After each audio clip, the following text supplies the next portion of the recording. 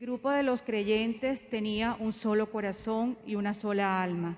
Nadie llamaba suyo propio nada de lo que tenía, pues lo poseían todo en común.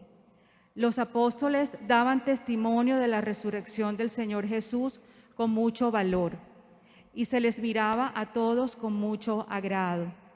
Entre ellos no había necesitados, pues lo que poseían tierras o casas las vendían. Traían el dinero de lo vendido y lo ponían a los pies de los apóstoles. Luego se distribuía a cada uno según lo que necesitaba. José, a quien los apóstoles apellidaron Bernabé, que significa hijo de la consolación, que era levita y natural de Chipre, tenía un campo y lo vendió. Llevó el dinero y lo puso a los pies de los apóstoles. Palabra de Dios. Te alabamos, Señor. Ser creyente, ser discípulos de Jesús, tiene en la vida implicaciones muy prácticas, porque ser discípulos de Jesús no hace derivar sencillamente una vida espiritual, sino que ser discípulos de Jesús implica también que nosotros aprendamos a vivir de una manera humana mucho más concorde con nuestra naturaleza, más cercano a aquello que Dios un día pensó para nosotros.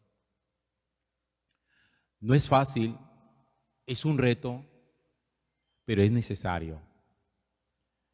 Dentro de las cosas que nos permite a nosotros vivir de una manera nueva nuestro discipulado con Jesús, está el hecho de la forma como nosotros concebimos nuestras relaciones fraternas, nuestras relaciones económicas, nuestras relaciones con las demás personas, incluso con aquellos que no hacen parte de nuestra familia de sangre.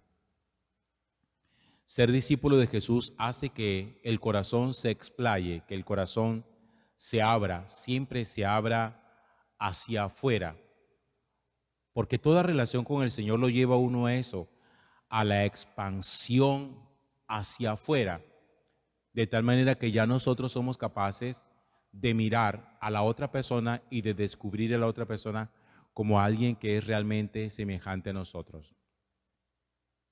Muchas veces a mí me han preguntado ciertos padres de familia, ¿cómo hago yo para convencer a mi hijo o a mi hija cuando estos hijos se encuentran fuera del camino del Señor?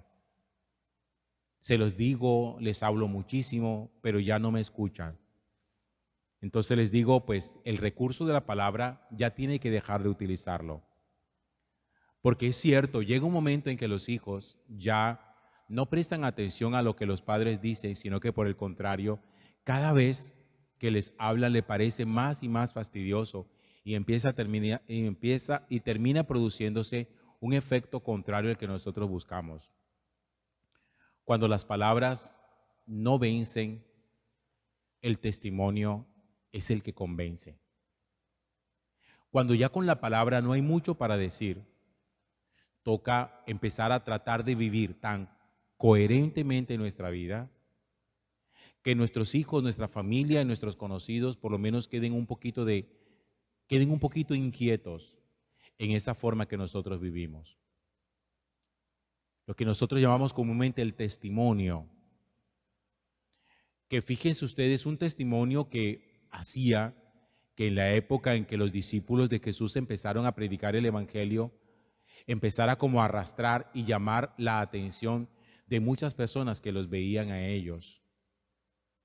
Por eso dice el texto del libro de los Hechos de los Apóstoles que en estos días estamos leyendo que los creyentes tenían un solo corazón y una sola alma. Nadie llamaba suyo propio nada, pues todo lo tenían en común.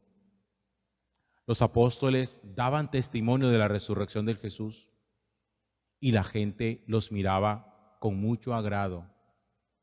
A la gente le llamaba muchísimo la atención ese nuevo estilo de vida, donde los apóstoles vivían alegres, donde entre ellos no había necesidades de carácter económico, donde los demás sentían a todo mundo realmente como sus propios hermanos. Y dice la Sagrada Escritura que ponían sus bienes en común. Nuestra condición de ser discípulos de Jesús lo lleva a uno a eso, a ser capaces de descubrir que en el discipulado y en la fraternidad, nuestra confianza y nuestra fe en el Señor lo lleva a uno a prácticas que pueden sonar para el mundo de hoy como escandalosas, porque el mundo de hoy es muy egoísta. El mundo de hoy propaga la importancia de aprender uno a vivir para sí mismo, de tener para sí mismo, de gastar para sí mismo y de ganar para sí mismo. Y Jesús nos muestra a nosotros un estilo de vida distinto, una mentalidad distinta. Miren, a mí me gustaría que nosotros pensáramos un poquitico, por ejemplo, en lo que respecta a nuestra familia, por no salirnos del ámbito familiar, cómo es nuestra economía nuestra economía familiar. Si nosotros por lo menos lográramos un poquitico que nuestra economía familiar fuera mucho más fraterna y solidaria, estoy seguro que ayudaríamos a un gran número de personas. A lo mejor no siempre en principio tenemos la capacidad de poderlo hacer con extraños, pero por lo menos si empezamos haciéndolo con la familia, daríamos un gran paso. Pero uno no puede pretender armar familia si uno tiene mentalidad egoísta.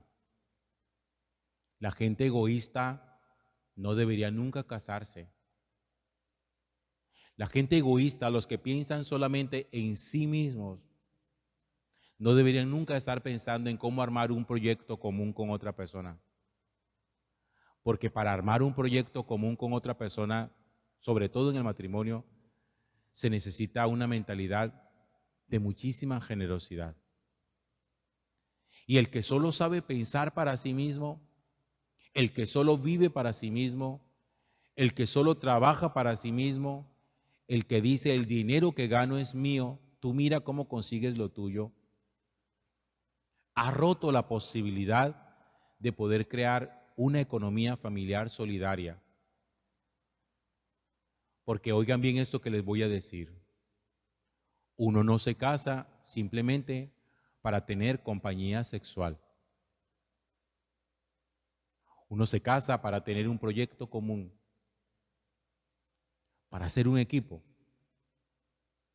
para ser solidarios, para hacer que realmente lo que nosotros tenemos sea nuestro, sea de ambos y sean de nuestros hijos.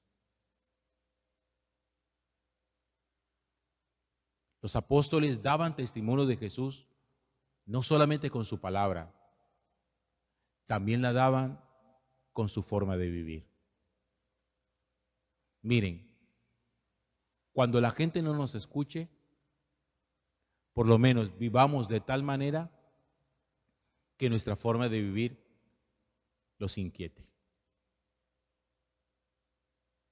Gloria al Padre y al Hijo y al Espíritu Santo. Como era en el principio, ahora y siempre, por los siglos de los siglos. Amén.